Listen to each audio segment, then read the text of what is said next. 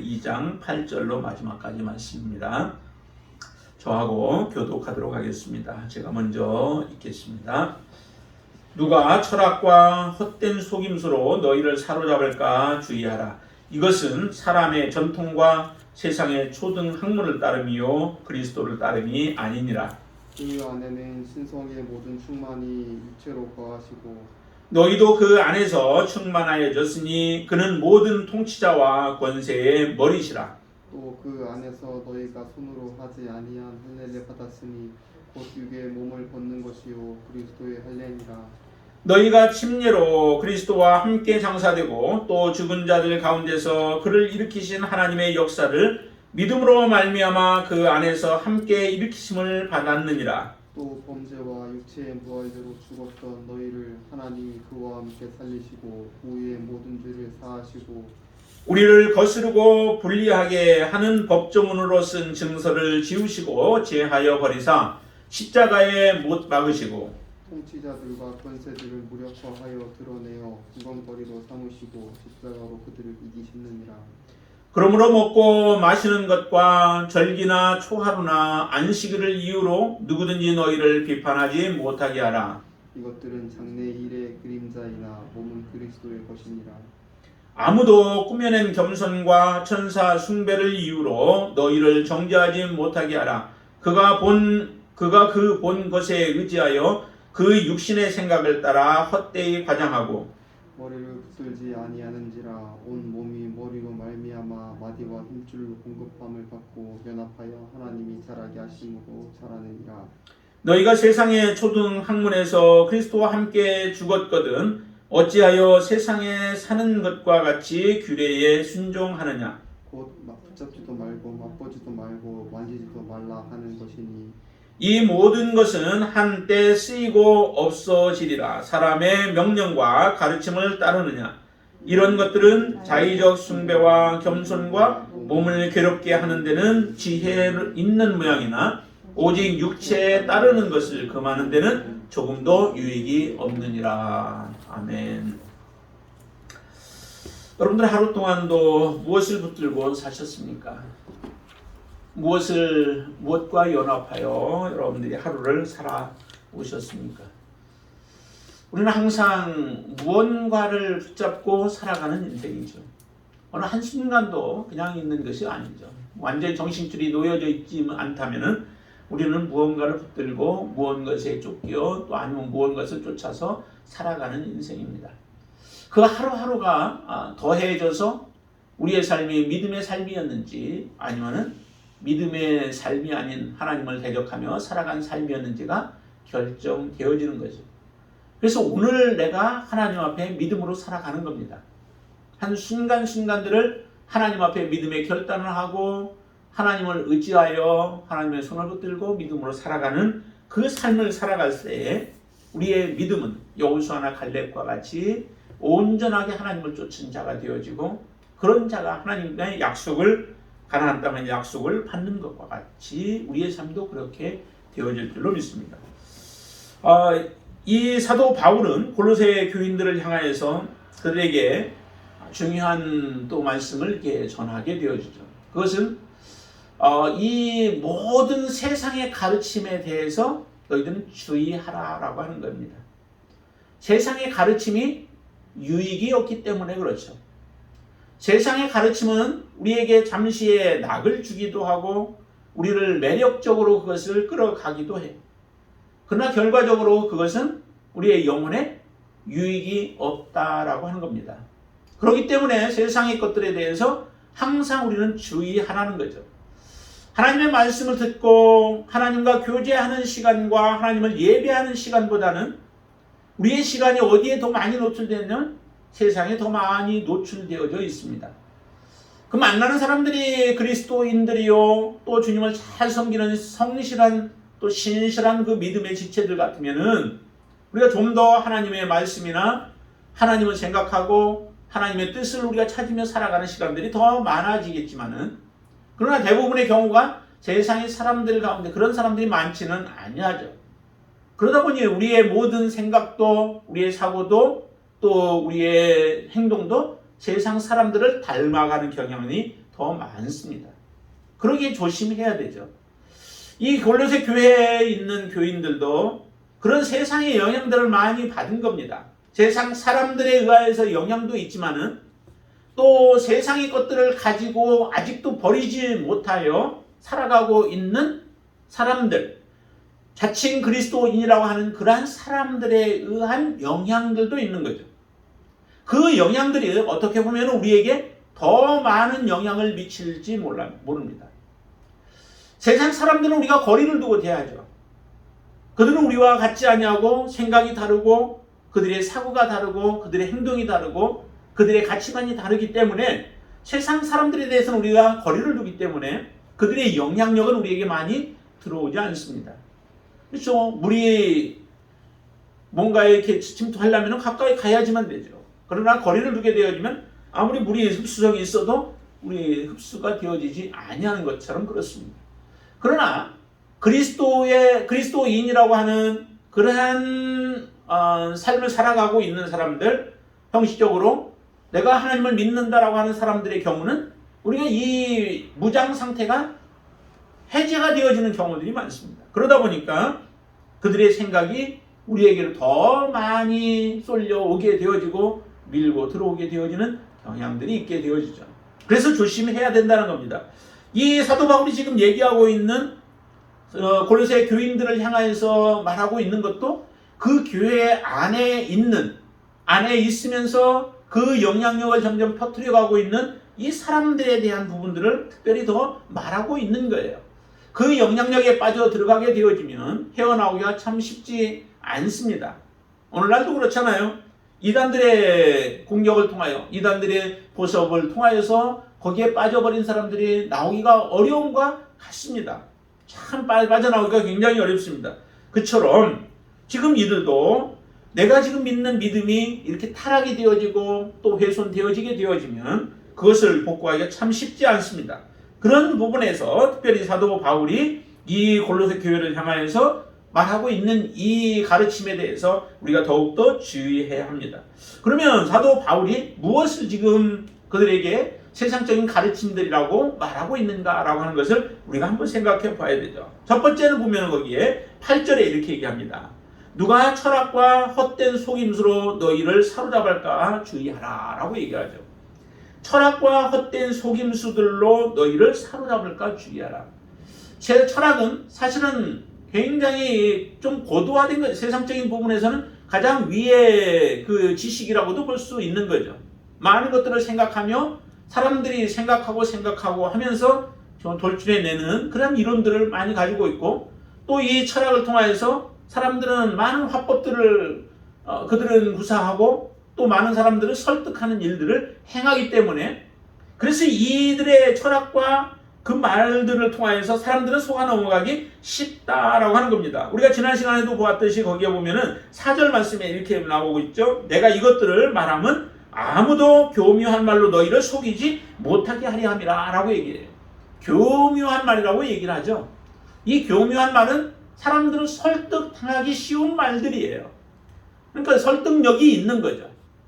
비록 그것이 바르지 않다 할지라도 설득력 있게 그것을 잘 설명하게 되어지면 사람들이 넘어가죠. 참된 진리여도 어떤 경우는 그건 참된 것이고 진리인데도 불구하고 다른 사람들이 믿지 못해요. 설득력이 부족하기 때문에 그런 부분들이 생겨지게 되어지죠. 그러나 철학을 가지고 다가오는 자들은 정말 그것이 굉장히 사람들의 마음을 사고 또 그럴듯한 말들을 하게 되어지죠. 아담과 하와가 넘어갔던 이유도 그런 부분 아니겠어요? 그의 마음, 아담과 하와가 가지고 있을 마음, 그가 혹할 마음, 그 마음을 꿰뚫어보고 그것을 가지고 지금 아담과 하와에게 접근하자 아담과 하와는 정말 내가 하나님과 같아질 것을 생각하며 하나님 말씀을 저버리고 사단의 말을 쫓게 되어지는 이 결과가 나타나게 되어지죠. 우리도 마찬가지입니다. 그와 같은 일들이 벌어지기 쉽습니다.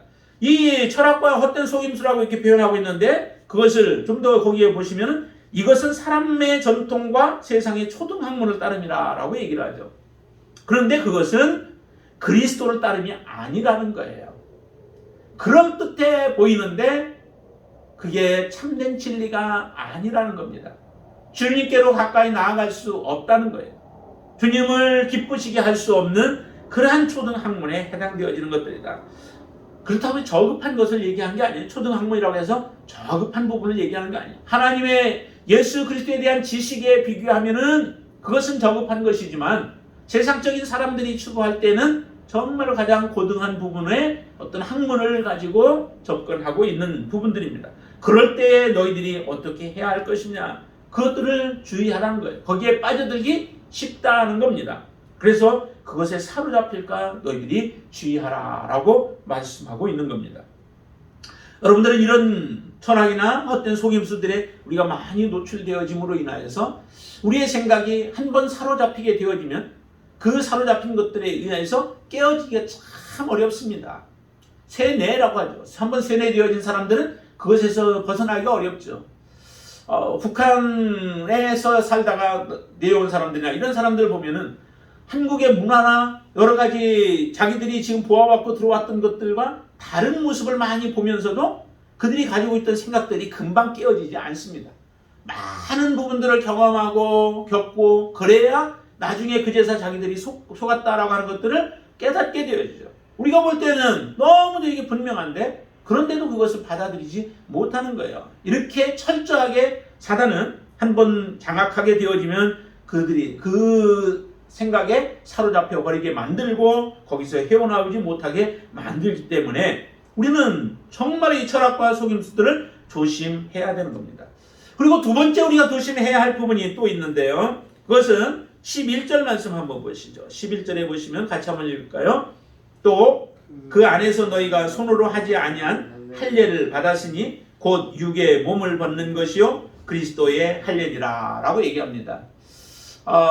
세상적인 가르침들로 우리에게 많은 영향을 통해서 우리가 세속화되게 만드는 것들이 그런 영향력을 받게 되어지지만 지금 여기에서는 11절에서는 율법적인 부분들이에요. 율법적인 부분을 두 가지를 얘기하는 건데 그 중에 하나가 지금 할례에 대한 부분이에요. 할례는 정말 중요했던 거죠. 구약의 이스라엘 백성들에게 있어서 할례는 굉장히 중요했습니다. 내가 하나님의 백성이냐 아니냐라고 하는 것들이 이 할례를 통하여서 결정이 되어졌었죠.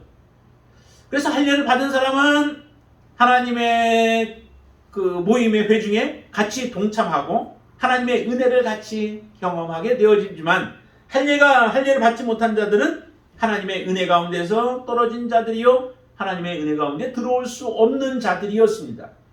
그렇기 때문에 이 할례를 사람들은 받았죠. 할례를 받은 것이 자랑이었고요. 단 이 할례는 우리가 하나님의 자녀인 것을 하나의 몸의 표로 가지고 있는 거죠. 그것을 살갗을 베어냄으로 인하여서 죄로부터 우리를 죄와 단절되어지고 죄로부터 분리되어져서 거룩한 존재로 여김을 받았던 겁니다. 그리고 하나님의 사랑받는 하나의 표로 여김을 받았던 것들이 이 할례였기 때문에 할례가 그만큼 중요해요. 그런데 그 할례를 예수 그리스도를 만난 이후에도 그 할례의 문제를 가지고 들어왔던 거죠. 이 할례를 주장하는 사람들은 어떤 그 문제가 있느냐면은 그것은 예수 그리스도가 온전하지 못하다라고 하는 겁니다. 예수 그리스도가 우리에게 온전한 구원을 주지 못하기 때문에 무엇을 지금 그 예수 그리스도에다가 덧붙이냐면 이 할례라고 하는 것을 그 의식을 더 덧붙이는 거예요. 그래서 할례가 없으면 우리가 구원이 없다라고 하는 거죠. 정말 그런가요? 우리가 예수 그리스도 그분으로 우리의 구원이 부족한가요? 결코 부족함이 없습니다. 예수 그리스도는 그분의 보혈로 그분의 십자가로 우리에게 완전한 구원을 주셨습니다. 우리가 완전한 하나님의 의인으로 우리를 만들어 주셨지만 이제 그 의인으로서의 삶을 우리가 이 땅에서 살아내는 부분들은 우리가 이제 감당해야 할 부분들이라는 거죠. 너희들을 거룩하게 했으니 내가 거룩하니 너희도 거룩하라 라고 하시는 것이 이 레위기서의 주제예요. 하나님이 거룩하니 너희도 거룩하라? 그럼 거룩하지 않은 자가 거룩해지라라고 말씀하신 게 아니라 계속해서 거룩해지는 거예요. 예수 그리스도를 만나서 하나님의 은혜로 거룩해진 자들이 계속해서 거룩해가는 삶이 그게 바로 온전한 구원의 완성인 거죠. 부족해서 할례를 받아야 하는 부분이 아니라는 겁니다. 이미 완전한 모습으로 하나님은 우리를 만들어 주셨습니다. 그 은혜 속에서 살아가야 하는 것이 그리스도인들의 결단이요 삶의 모습인 겁니다. 그런데도 지금 이 골로새에 있는 그런 사람들이 또 유대주의자들이 그 유대주의로서 살다가 예수님을 만났던 자들이 이 할례를 지금 주장하는 겁니다. 그 할례를 주장함으로 인하여서 많은 사람들이 이거 미혹이 되어지는 거예요. 예수 그리스도 그분을 믿음으로 말미암아 우리가 온전한 구원이 아니라 이 할례까지도 행해야 되는구나 라고 하는 그런 잘못된 가르침을 통하여서 예수 그리스도의 온전함, 예수 그리스도의 뛰어남이 훼손되어지게 만들어 버리는 겁니다. 그것은 단지 이 할례로만이 문제가 아니라 모든 삶의 영역까지도 그 영향력은 미쳐지게 되어요.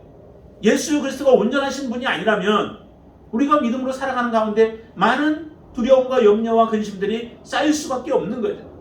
내가 문제에 닥칠 때마다 그 온전하신 주님이 아닌 부족한 예수님이 내게로 다가온다면 내가 구원 얻는 부분에 대한 부분도 우리는 두려움 가운데 쌓일 수밖에 없는 겁니다. 그렇기 때문에 이것은 믿음의 자녀들의 믿음을 훼손하는 것이요, 믿음의 자녀들을 의식해 만들어버리는 일들이 벌어지기 때문에 그들을 하여금 이 할례의 문제에 대해서 똑바로 알고 바르게 서도록 지금 가르치고 있는 거예요. 그러면서 이렇게 얘기하죠. 그 할례의 문제는 무엇과도 관련되냐면 침례와도 관련된다는 거죠. 침례는 뭐예요? 침례는 곧 예수 그리스도와 함께 내가 죽었다가 예수 그리스도와 함께 살아나는 거죠. 예수 그리스도와 온전한 연합이 바로 침례예요. 침례의 의미죠. 그렇다고 침례를 그럼 또 받아야만 그럼 우리가 구원을 받는 것인가요? 그것도 아니죠. 예. 침례는 단지 우리가 예수 그리스도를 믿어서 구원받는 하나님의 자녀가 하나님의 말씀에 그냥 순종해서 그 일을 행하면서, 그리고 예수님께서 우리를 위하여 죽고 다시 살아나셨다 부활하셨다라고 하는 것을 몸으로 그대로 우리가 재현해 보면서 상징적인 의미를 가지고 있는 것이지 침례가 우리를 구원케 하는 것은 아닙니다. 중요한 것은 예수 그리스도와의 연합이에요. 예수 그리스도와 함께 내가 죽는 거죠. 십자가에서 죽는 거예요. 예수 그리스도와 함께 죽은 자는 반드시 예수 그리스도와 함께 살아나는 축복을 얻게 되어져. 예수 그리스도와 함께 죽지 못하면 살아남도 없습니다. 여러분들 예수 그리스도와 함께 완전히 죽으셨나요? 나의 모든 것들이 죽어지고, 나의 자아가 죽어지고, 나의 고집이 죽어지고, 나의 못된 성품들이 죽어지고 예수 그리스도로 거듭나는 역사가 일어나게 되어지면 그게 바로 우리가 예수 그리스도와 온전한 침례가 이루어진 거죠. 이런 자들이 바로 구원 얻은 자들이라는 거예요. 그렇게 얘기하잖아요. 거기에 계속 그 말씀, 아주 기본적인 거지만은 중요한 부분이죠. 13절에서 이렇게 입니다. 또 범죄와 육체의 무할례로 죽었던 너희를 하나님이 그와 함께 살리시고 우리의 모든 죄를 사하시고. 그러면서 14절에 이렇게 얘기합니다. 우리를 거스르고 불리하게 하는 법정으로 쓴 증서를 지우고 제하여 버리사 십자가에 못 박으시고. 무엇까지도 십자가에 못 박았냐면은 우리를 거스리고 불리하게 하는 법조문, 이게 하나의 율법을 얘기하는 거죠. 근데 그 율법을 표현하기를 우리를 거스른대요. 하나님의 자녀들, 예수 그리스도 안에서 거듭난 하나님의 자녀들을 거스르는데요. 그리고 불리하게 하는 법조문이래요. 근데 그것을 십자가에 못 박았다라고 얘기를 합니다. 십자가에 못 박았대요. 다시 말하면은 이 율법에 매여 살아가는 우리의 인생이 아니라는 거죠. 십자가에 그것도 다 못 박혔기 때문에 율법에 대해서도 우리는 죽은 자가 되어지는 거예요. 율법이 더 이상 우리를 주장하지 못한다는 거죠. 그러면 율법을 완전히 우리가 폐기하고 율법을 대해서 우리가 무시하는 것이 아니라 그것은 이미 예수 그리스도 안에서 하나님이 요구하시는 바를 온전히 이루어진 거죠. 율법은 거의가 다 그림자와 같은 모습이에요. 그림자요, 예수 그리스도가 원래 본체시고, 그렇죠? 그것을 우리가 보여주기 위해서 율법의 삶을 살게 하셨고 삶 속에서 나타나는 현상들도 기록하여서 우리에게 교훈으로 하나님이 주신 것이죠. 예수 그리스도 안에서 온전케 되어진 자는 율법에 더 이상 매이지 않는 거예요. 그러나 예수 그리스도와 온전히 하나가 되어지지 못한 사람들은 지속적으로 율법에 매여 살아가는 삶을 살게 되어지는 겁니다. 그래서 율법을 요구하는 거죠. 율법의 삶을 살아가려고 그들은 노력하지만은 결과적으로 온전함을 이루지 못합니다. 예수님께 계속해서 바리새인들과 서기관들이 그 불평 불만을 터뜨렸던 것들이 뭐예요? 예수님은 안식일에 다른 자기들은 안식일을 잘 지킨다고 지켜요. 안식일을 지키는 그 법들을 만들어서 세부적으로 만들어 놓고 잘 지키기 위해서 지켜나가요. 그런데도 율법을 안식일을 온전히 지키지는 못하죠. 근데 예수님이 등장하더니 예수님은 자기들이 보는 안식일을 훼손을 시키는 겁니다. 안식일에 길 가면서 밀을 비벼서 까먹지를 않나, 안식일에 하지 못할 병든 자들을 고치지를 않으시나 하면서 또 말씀하기를 안식일은 사람을 위하여서 있는 것이지 사람이 안식일을 위하여 있는 게 아니다 라고 말씀도 하시면서 자기들이 가지고 있었던 그 생각들을 완전히 깨뜨려 버리죠. 이런 것들이 예수님을 십자가에 못 박아 죽이게 되어지는 그러한 원인들이 되어지기도 하죠. 그러나 예수님이 그렇게 했다고 해서 율법에 저촉되어진 게 아니죠. 예수님은 율법을 완성시켰다라고 말씀합니다. 이런 것처럼 우리가 이 율법에 매이는 삶이 되어지지 않는다는 거예요. 예수 그리스도 안에서 우리가 온전케 되어진 자는 하나님의 율법을 주신 목적과 또 율법을 통하여서 이루시고자 했던 그 모든 것들을 이루는 자가 되어졌기 때문에 바로 여기서 얘기하는 할례와 같은 것도 마찬가지라고 하는 거예요. 너희가 할례 이제 더 이상 그 받을 게 없다. 받아야 한다면 무엇에 받느냐? 너희 마음에 받으라 라고 얘기를 합니다. 마음의 할례를 받는 것이 진정으로 받는 것이지 육체의 할례는 그건 하나의 예표인 거예요. 예표이지 너희들이 그것을 마지막까지 붙잡아야 할 것이 아니다라고 하는 것을 바르게 가르쳐 주고 있는 것입니다. 우리의 삶에 잘못된 것이 들어오게 되어지면, 잘못된 가르침이 우리에게 있게 되면 그것 붙잡고 우리는 평생 살아가지만 우리는 껍데기만 붙잡고 살아가는 결과일 수밖에 없는 것들이죠. 이처럼 바로 이 율법조차도 십자가에 못 박아서 그 할례를 주장하고 있는 자들, 그들의 주장이 잘못된 것을 지금 사도 바울은 말씀하고 있는 겁니다. 우리가 하나님의 말씀 앞에 구약의 말씀들을 보면서 이제 두 번째로 한 번 더 보시죠. 두 번째 그러면 우리가 또 해야 할 것이 뭐냐면 16절에 한번 보세요. 16절에 보시면 같이 한번 읽습니다. 그러므로 먹고 마시는 것과 절기나 초하루나 안식일을 이유로 누구든지 너희를 비판하지 못하게 하라. 지금 이것을 지키는 것들이 많이 있잖아요. 그렇게 또 주장하는 사람들이 있잖아요. 먹고 마시는 것.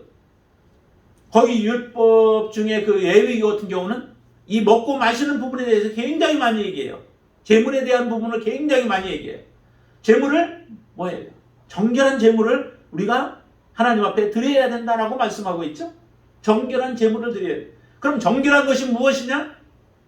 그 정결한 재물들을 또 정결한 그 짐승들도 다 분류를 해놔요. 그리고 그 중에서 정결한 재물만 먹고 사체에 접촉하지 말고 하라고 하는 이런 일들을 쭉 얘기해요. 우리가 지금 먹지 말아야 할 것들이 구약에 따르면 먹지 말아야 할 것들이 많이 있죠. 우리가 먹고 있는 것 중에서 뭐죠? 대표적으로 돼지고기, 뭐 장어 같은 거 이런 거 맛있는데 먹지 말라고 그래요. 그런데 예수님은 말씀하기에 신약에 와서 말씀하시기를 그런 것이 우리를 더럽게 하는 게 아니라는 거죠. 구약에 보면 이건 참 큰일 날 얘기예요. 그것은 곧 우리를 부정케 만들고 하나님 앞에 나가지 못하게 만들고 제사 드리지 못하게 만드는 것들인데도 예수님은 그것이 우리를 부정하게 만들지 못한대요. 예수님이 지적한 것은 우리의 마음에서부터 무엇이 나오느냐. 악한 마음이 나오고 악한 생각들이 나오고 죄가 나오고 더러움이 나오고 이것이 우리를 더럽게 만든다는 거죠. 그런데도 사람들은 아직도 이것에 매여 산다는 거예요. 먹고 마시는 것들을 무엇을 먹어야 되고 무엇을 먹지 말아야 되고 성경에서 뭐 어떻게 구분했느냐라고 하는 것 때문에 사람들은 그것에 매이는 거죠. 그리고 절기나 초하루나 안식일을 이유로 얘기해요. 절기 굉장히 중요하잖아요. 지금도 이스라엘 백성들이 절기를 지켜 나아가죠. 그 절기의 목적은 어디에 있습니까? 절기를 하나님이 지키라고 하신 목적은 그 절기를 통해서 하나님이 행하신 일들을 기억하고 그리고 하나님 앞에 더 영광을 돌리는 일들이죠. 기억하면서 또 그리고 절기를 통하여서 예수 그리스도를 또 보여주시기도 해요. 근데 예수 그리스도를 그 당시에는 잘 보지 못하면서 절기를 어떻게 지키느냐, 잘 지키느냐, 또 율법에서 얘기한 대로 지키느냐라고 하는 것에 그들은 빠져 있는 겁니다. 이렇게 되어져서는 결국 하나님을 기쁘시게 할 수 없는 거죠. 절기를 지키면서도 하나님의 책망을 들을 수밖에 없는 모습들이에요. 그 모습이 말라기의 모습들이 거의 그와 같은 모습들 아니겠어요? 자기들은 하나님 앞에 제사를 드린다고 드려요. 드리는데 하나님은 나는 너희들이 드리는 제물을 받기가 싫다는 거예요. 진절머리가 났다는 거예요. 오히려 너희들이 드리려고 오면 문을 닫아버렸으면 좋겠다는 거예요. 왜 이와 같은 일들이 벌어져요? 하나님의 마음은 그들이 헤아리지 않냐고 하나님 앞에 형식적인 것만 남은 거예요. 겉모습만 남아있는 겁니다. 정말 하나님을 섬기려면 우리의 마음을 다해서 하나님을 섬겨야 되는데 그들은 입으로는 주여 주여 하면서 하나님을 찾으면서 너희들의 마음은 나에게서 멀다라고 얘기를 합니다. 이걸 가지고 어떻게 하나님을 기쁘시게 할 수 있겠어요? 우리의 모습 가운데서 정말 하나님을 사랑하는 마음이 우리의 마음을 온전히 사로잡아서 하나님의 은혜 속에서 우리가 살아가야 우리가 있는 자리가 거룩한 자리가 되어지고 하나님 영광 돌리는 자리가 되어지지 않겠어요? 근데 하나님을 형식적인 모습으로 우리가 하나님을 찾는다면은 우리의 믿음은 온전히 지켜나갈 수 없습니다. 우리의 삶에 어떤 일들이 우리 앞에 닥칠지 어떻게 알겠어요? 그러나 그때도 우리가 믿음을 지켜나갈 수 있다고 확신할 수 있는 것은 내가 하나님의 사랑 안에 온전히 거하고 있으면 그리고 하나님을 사랑하면 우리는 그것을 이겨낼 수 있는 거예요. 하나님의 사랑에서 무엇이 나를 끊겠어요? 적신이나 위험이나 칼들 이 세상의 모든 피조물들이 우리를 끊을 수 있겠어요? 로마서에서 사도 바울은 얘기해요. 그 어떤 피조물도 하나님의 사랑에서 우리를 끊을 수 없다는 거예요. 하나님이 우리를 사랑하신 것 그 사랑으로 우리가 또 하나님 앞에 나아가는 자들은 이 세상의 어떤 것도 끊을 수 없다는 겁니다. 믿으시죠? 그것을 믿으시죠? 그 사랑이 없으면 안 돼요. 그러나 아무리 열심만 있다고 하나님을 섬길 수 있겠느냐? 안 됩니다. 하나님을 사랑하는 마음, 그 하나님의 사랑이 우리의 섬김의 동기가 되어졌을 때 하나님 앞에 우리는 섬겨 나갈 수 있는 거죠. 마지막도 하나님이 우리를 구원해 주실 것에 대한 확신으로 주님 앞에 설 수 있는 겁니다. 이처럼 절기를 지키면서도 하나님의 마음을 알지 못해요. 초하루나 안식일, 심지어 안식일조차도 지키면서 하나님 앞에 잘못된 사람들도 얼마나 많아요. 제7일 안식일 교회와 같은 그런 데도 있잖아요. 그런데도 그들은 그렇게 안식일을 지켜야만 구원이라고 얘기해요. 정말 그럴까요? 우리가 주일날 하나님 앞에 나와 예배를 드려야 구원인가요? 그건 아니죠. 드려야 구원이 아니라 하나님을 사랑하는 자는 나올 수밖에 없는 거예요. 그렇게 해서 자연적으로 하나님 앞에 예배를 드리는 거죠. 우리가 의무 때문에 하나님 앞에 나와서 주일날 예배를 드리는 이런 삶이 아니에요. 그거는 이미 율법적인 거예요. 그러나 하나님을 사랑하기 때문에 하나님 앞에 나오지 않고는 견딜 수 없는 그 마음이 있는 것이 그게 바로 하나님을 사랑하는 자예요. 하나님의 자녀의 표시인 거죠. 그런 사람들을 세상은 감당하지 못하는 겁니다. 무엇인들 그들을 감당할 수 있겠어요? 감옥에 집어넣은들 감당할 수 있겠어요? 그들을 죽인다고 협박한들 감당할 수 있겠어요? 감당 못하는 겁니다. 이게 바로 하나님의 사랑이 우리를 강권하고 그 사랑 안에 살아가는 사람들의 삶이 이처럼 능력 있는 삶을 살아가는 겁니다. 그런데 지금 여기에서 이 골로새 교인들 가운데는 지금 이런 것들로 사람들을 미혹하는 거예요. 온전한 믿음 가운데 서 있지 못한 사람들은 이 상황 속에서 어떻게 해요? 그들의 말에 현혹되어지죠. 교묘한 말들에 현혹되어지고 율법을 가지고 와서 그들에게 말하니까 그것이 현혹이 되어져 가고 있는 겁니다.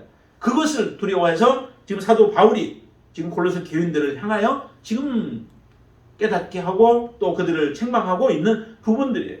또 하나가 더 있죠. 거기에 보면 18절 말씀 보세요.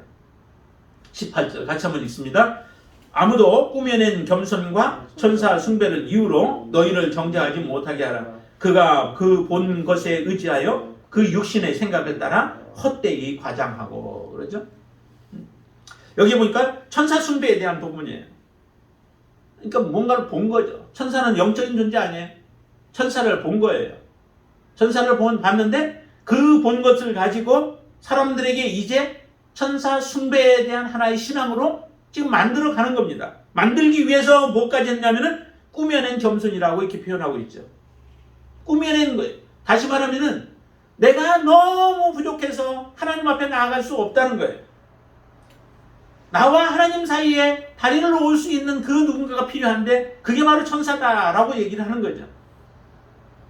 그것이 사실은 주님이신데 주님 한 분만 가지고 안 되고 우리를 도울 수 있는 그 영적인 천사가 우리에게 필요하다라고 해서 천사 숭배를 주장하고 사람들에게 가르치는 거예요.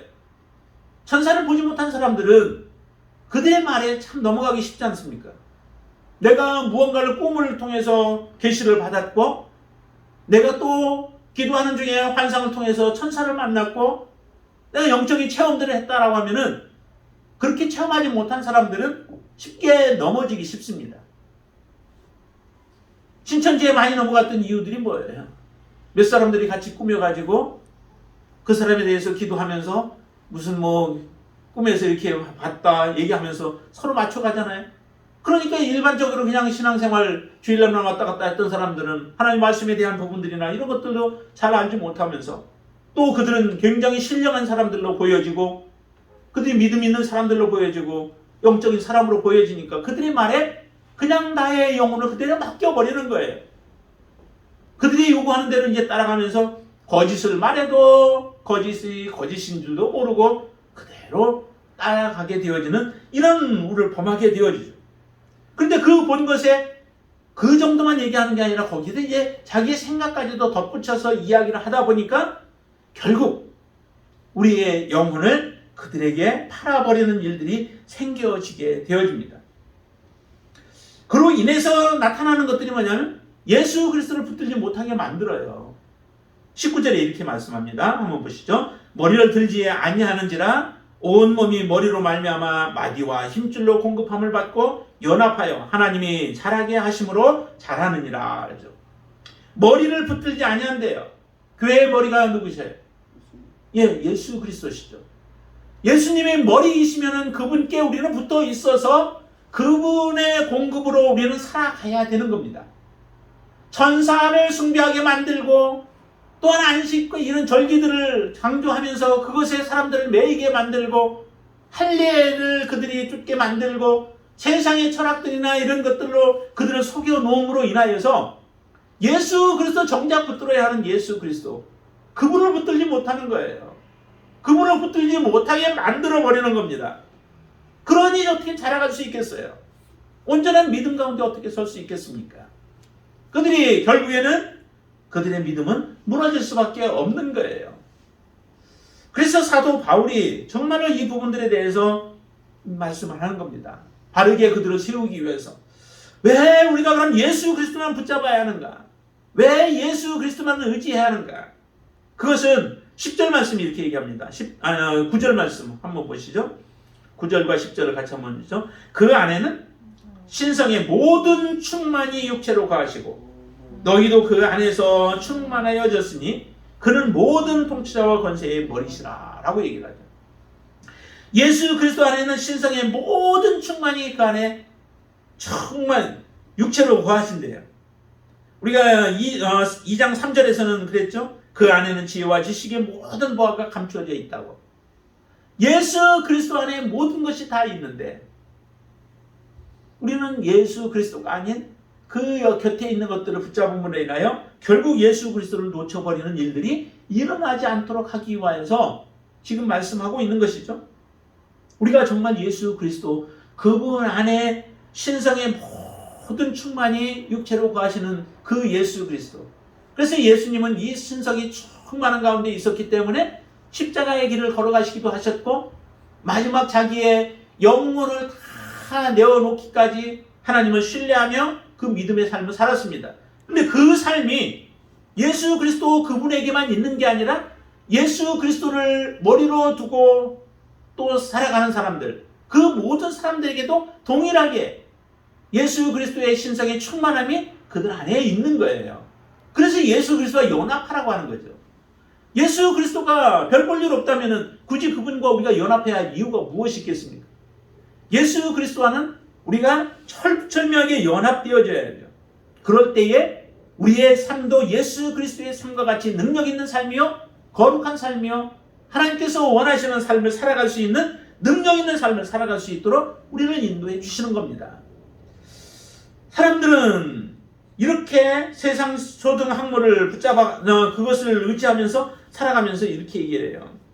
20절 말씀 한번 보시죠. 20절에 보시면 너희가 세상의 초등 학문에서 그리스도와 함께 죽었거든 어찌하여 세상에 사는 것과 같이 규례에 순종하느냐. 왜 다시 돌아가느냐. 개가 토했던 것을 왜 먹느냐. 돼지를 씻어놨더니 왜 구렁텅이로 다시 들어가느냐. 너희들 그러지 말라는 거예요. 여러분들과 저는 거룩하게 하나님이 씻어놓은 거룩한 하나님의 자녀들인 줄로 믿으시기를 바랍니다. 그런 하나님의 자녀들이라면 이제 그들이 요구하는 것처럼 21절과 22절은 이런 사람들이 요구하는 거예요. 뭔가를 본 사람들 또한 이렇게 주장하는 사람들이 요구하는데 그들이 말하기를 곧 붙잡지도 말고 맛보지도 말고 만지지도 말라 하는 것이니 이 모든 것은 한때 쓰이고는 없어지리라. 그러면서 사람의 명령과 가르침을 따르느냐 한 말. 그 안에 다 집어넣는 거예요.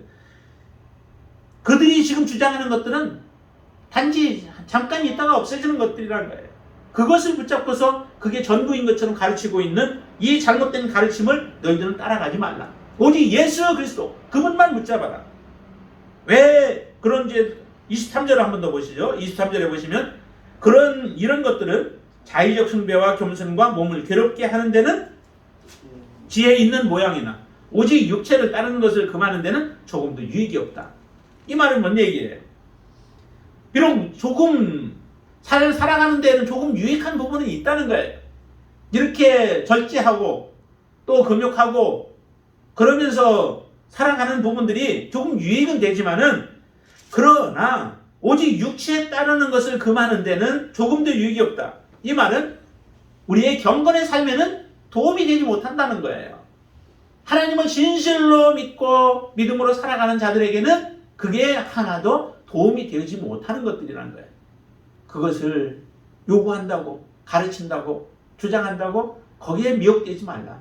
너희들은 오직 예수 그리스도 그분 붙잡았으면 그분이 우리의 전부요. 그분이 우리의 모든 것이 되어지고 그분 안에 모든 보화가 다 있고 그분 안에 신성이 충만한 것이 육체로 충만케 되어진 분이시기에 그 예수 그리스도 그분만 붙잡아. 세상의 가르침들에 더 이상 미혹되지 말라. 어떤 가르침이 우리의 마음을 현혹시키고 또 귀에 솔깃한 말들을 할지라도 그것에 현혹되지 말라는 거예요. 마지막 때의 사람들의 모습을 디모데후서에서는 이렇게 얘기하잖아요. 마지막 사람들은 귀가 어디에 쏠려요? 솔깃하게 그 귀들이 잘못된 곳으로 쏠려가요. 한번 보시죠. 우리 한번 디모데 후서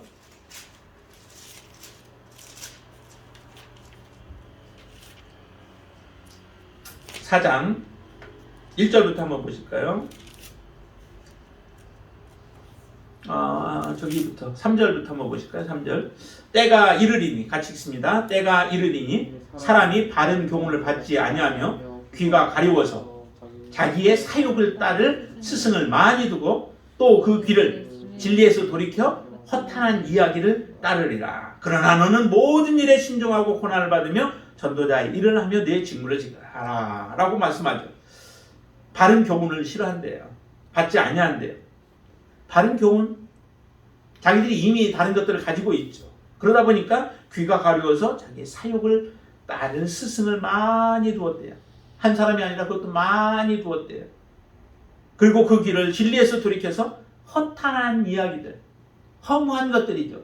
의미 없는 것들이죠. 우리의 인생을 파멸로 이끌 그런 말들이죠. 그것에 우리의 마음이 그런 이야기들을 따른다라고 얘기를 해요. 우리가 혹시 이런 부분들이 없습니까? 허탄한 것들을 우리가 쫓고 허탄한 것에 우리의 시간을 들이고 허탄한 것에 우리의 마음을 빼앗기는 것들. 이게 바로 마지막 때의 그 멸망할 자들의 모습이에요. 그러나 하나님의 진정한 자녀들은 다시 말하면 이제 예수 그리스도께 우리의 초점을 맞추고 예수 그리스도만 붙잡고 믿음으로 살아가는 그런 결단과 삶을 살아가게 될 줄로 믿습니다. 이 사도 바울의 그 교훈이 우리에게 큰 도전이 되어지고 우리를 바르게 하나님 앞에 세우는 그런 축복의 말씀이 되기를 주님의 이름으로 축원드립니다. 기도하겠습니다.